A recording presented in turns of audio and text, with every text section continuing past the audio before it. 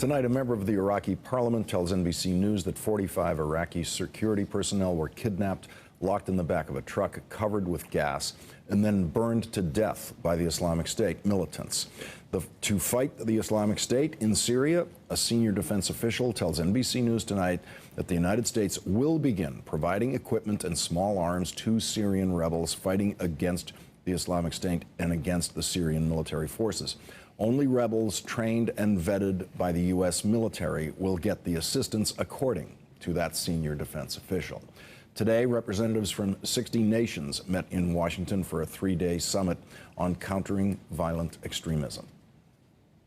We're here today because we all understand that in dealing with violent extremism that we need answers that go beyond a military answer. We need answers that go beyond force. It's not enough to take on these networks of extremists who wish to do us harm. We also have to take on the ideology that attracts foreign fighters from all around the world to join them. Joining me now, Michael Weiss, a columnist for Foreign Policy magazine and author of the new book, ISIS, Inside the Army of Terror. Also joining us, Graham Wood, a lecturer in political science at Yale University and a contributing editor for The Atlantic, whose latest piece is entitled, What ISIS Really Wants.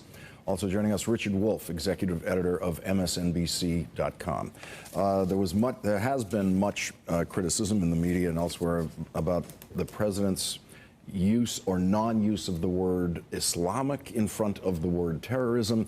This is all encapsulated in something Bill O'Reilly said tonight. Let's listen to this. The holy war is here.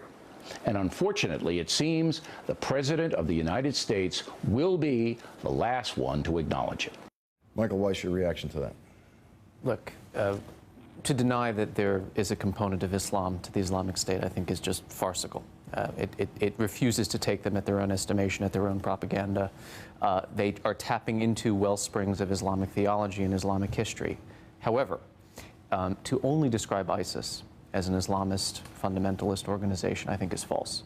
They are also a mafia. Are those the two choices? That it must be entirely attributed to religion or completely eliminate? No, Lawrence, look, the upper echelons of this organization, I keep banging on about this in the media. If you look at who actually populates the decision-making elements of this organization, these are ex-Saddamists. In some cases, literally people who went from wearing military fatigues, having epaulets on their shoulders, smoking cigars and drinking wine, to a year or two later having long black Salafi beards and being dressed in Islamic garb.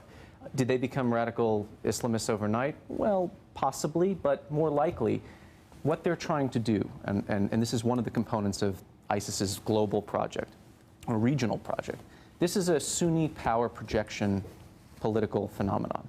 They feel that 2003, the United States toppled Saddam, the Sunnis lost Baghdad, 4 years of a brutal attritional war in Syria where the Sunnis are the majority, and yet the U.S. has failed to intervene.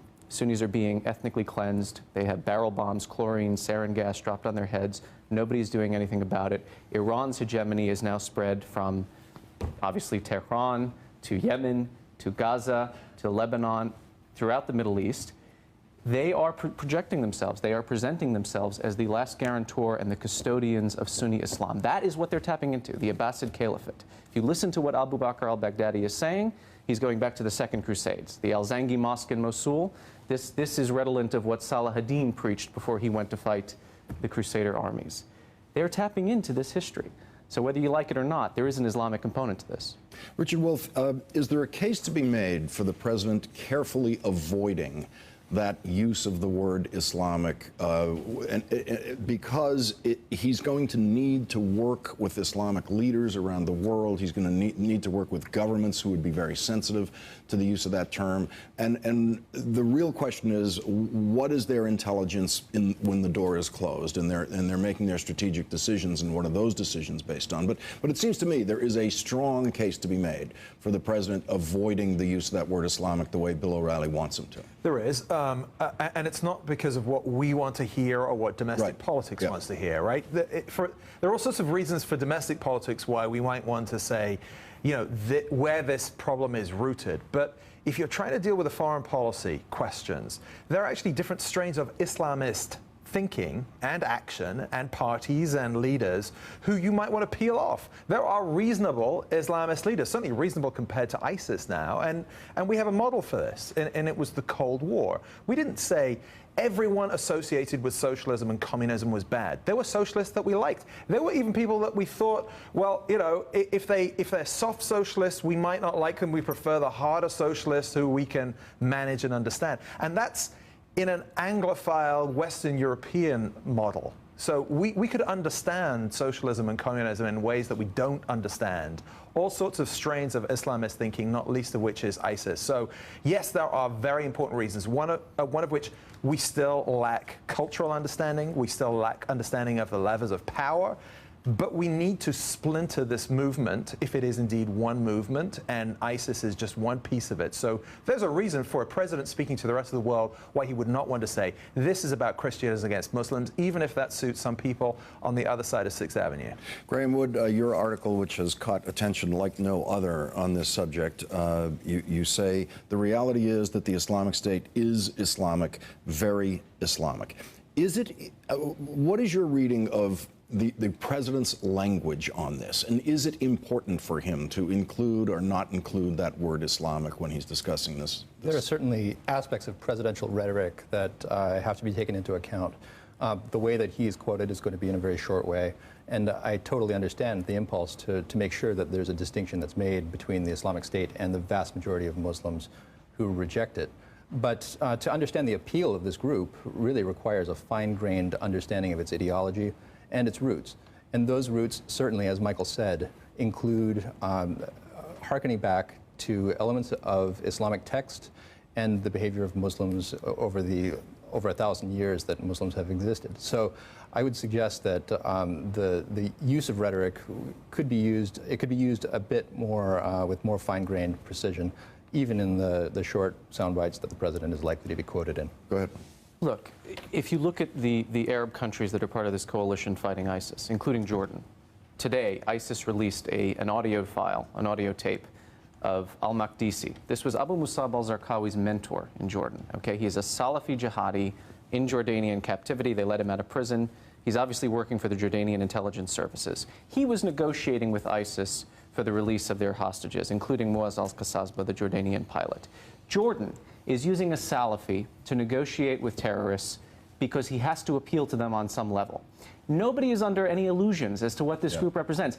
The president calls them ISIL. What does ISIL stand for? The Islamic State, it's absolutely absurd to just deny this core component of their ideology. The White House is also trying to deal with what's terrifying most people here right now, and that isn't necessarily just the graphic images we're seeing out of the Muslim and Arab world. It's also about what we're seeing in European cities. Sure. And we cannot sit here today and say, you know what, those people acting under the orders or some allegiance of ISIS. There are many, many disaffected European-born Muslims who have a relationship, maybe just by watching online videos in a connection to ISIS. Is that ISIS-driven? Is it Islamist-driven? Or is it something bigger and deeper that is really unsettling Western European capitals right now? And I think, you know, to define that as Islamist terrorism, what we've seen in Paris and in Copenhagen, I think is reductionist and falls into our own judgments about what we think the world is like. Europe and the Middle East, two very different places. They have a connection, but they are different places with different dynamics. Graham, you write in your piece, we are misled by a well-intentioned but dishonest campaign to deny the Islamic State's medieval religious nature. What is important about the nature of the Islamic State in figuring out how to combat the Islamic State? What's important is understanding what its appeal is to the potential radicalized people in Copenhagen, in Paris, for example, and understanding exactly what the beliefs of the organization are.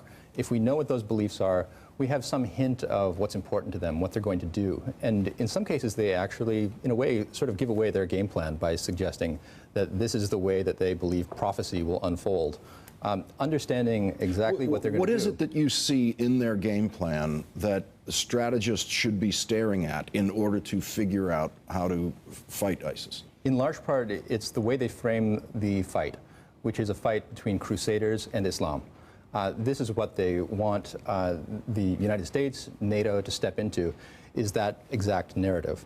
And that's what they are doing with these videos. They are an intentional goading of the West to create this fulfillment of a narrative of a clash of civilizations. To send in troops? Is it their mission to get American boots on the ground? Clearly so. And if you read, for example... And then what happens in their theory of the case? In their theory of the case, the battles will be fought between the armies of what they call Rome, which really means the Crusaders, and the Islamic State. And when those battles are fought, Rome will be defeated in a place called Dabiq, Syria. And after that, the Islamic State will expand, possibly only as far as Istanbul, but possibly to cover the entire world. So, Michael, is it an article of religious faith for them that they will actually win? That if these American troops come in or European troops come in, they can actually beat any army that comes in there? It's not about beating them, it's about bleeding them white. They did this with the United States in Iraq. Remember, ISIS is not a new nemesis. We've been at war with them for 11 years. You know, we bombed the hell out of Fallujah. Under other titles. Under other titles, such as the Al-Qaeda in Iraq. That was Abu Musab al-Zarqawi's franchise. We dropped so much ordnance on the city of Fallujah. We flushed them out. Within the first week, they were already in Mosul. It was like playing whack-a-mole. The way they built that battle, even though they lost it, was a tactical defeat, but strategically they saw this as a victory. Osama bin Laden came out and said, look at what we managed to do. We killed, scores of Marines. We forced the United States to commit these war crimes against Muslims in a major city in the Arab world. This is going to be a global casting call, a global recruitment drive for Mujahideen to pour into Iraq. They do build this as an apocalyptic struggle. But again, look, I want to emphasize this. The sort of messianic Islamist component to this, I would describe more as the marketing. The rank and file, the foot soldiers that ISIS requires to fight this war. And here we're talking about the 14-year-old boys from Tunisia with bad skin who, they want to eat Nutella in Raqqa or play Grand Theft Auto. That's the stuff we've all read about in the tabloids. These guys are fired by the radicalization element. They are fired by Islamist eschatology. That said, at the upper echelons, again, this is a political project first and foremost. They are looking to restore the lost prestige of Sunni Islam in both Baghdad and Aleppo. Okay, let's take a quick